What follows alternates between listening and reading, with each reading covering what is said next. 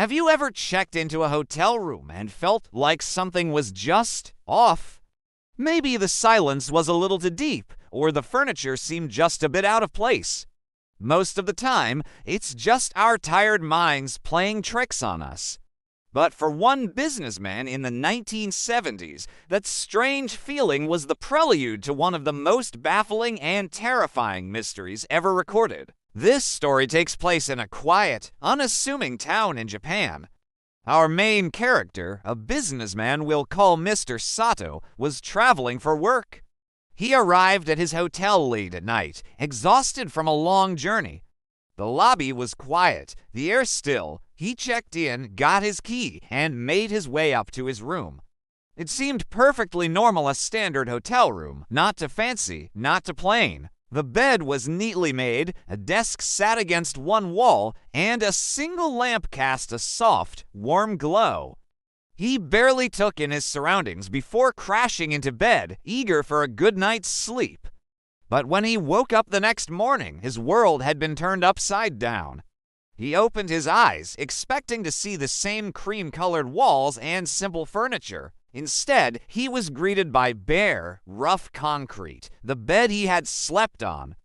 Gone, the desk, the lamp, the chair all vanished. The room was now just an empty, dusty shell. Even the window, which had offered a view of the city lights the night before, was now boarded up from the inside. Panic set in. He scrambled to the door, flinging it open, expecting to see the familiar hotel hallway. But what he found was a different corridor altogether. It was dark, unfinished, and looked like a service passage, completely different from the one he had walked down hours earlier. He ran, his heart pounding in his chest, searching for a way out, for any sign of the hotel he had checked into. He eventually found a stairwell and rushed down to the lobby, desperate for an explanation. He found the receptionist at the front desk, the same woman who had checked him in. He tried to explain what happened, his voice trembling.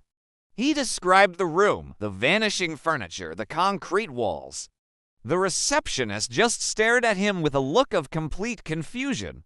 "Sir," she said calmly, "I'm sorry, but that room number doesn't exist in our hotel. And, according to our records, you never checked in last night. No one has stayed on that floor for months." He insisted, pulling out his wallet, but his key card and receipt were gone. He described the lobby from the night before, the details of his room, the view from his window. Every detail was met with a polite but firm denial. The hotel management was called. They checked their booking system, their security logs, everything. There was no trace of him. It was as if he had never been there at all. This is where the story gets even stranger. Investigators were brought in to look into the man's claims. They were skeptical, of course, but they did a thorough search of the hotel. They examined the building's original blueprints. There was no record of the room number he gave.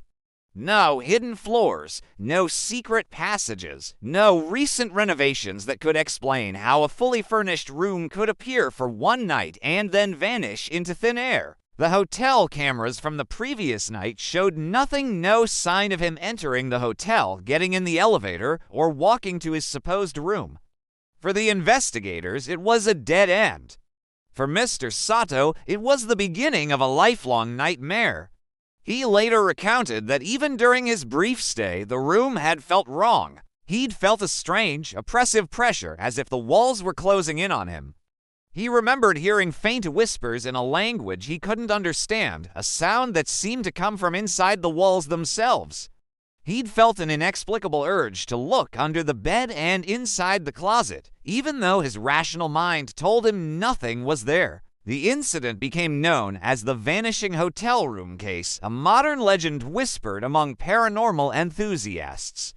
But the strangeness didn't end with Mr. Sato. In the years that followed, other guests staying in rooms on the same floor reported bizarre occurrences.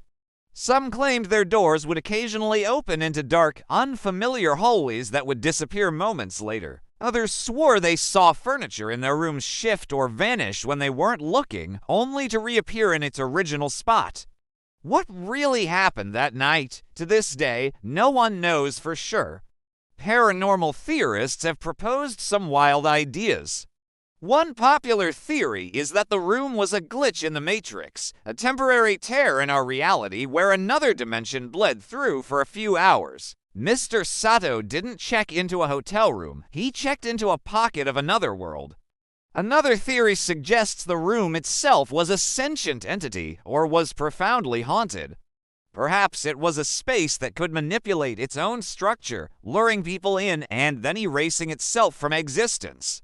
A trap disguised as a place of rest. Whatever the explanation, the experience shattered Mr. Sato. He never stayed in a hotel again, haunted by the memory of a room that was and then wasn't. He spent the rest of his life warning people to be careful, to trust their instincts.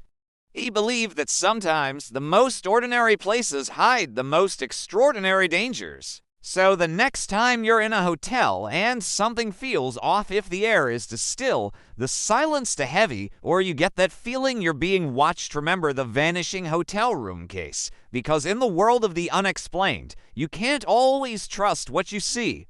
The room you check into might not be a room at all. Thanks for watching. If you enjoy mysteries like this, make sure to like this video and subscribe to the channel for more stories from the edge of reality. See you next time.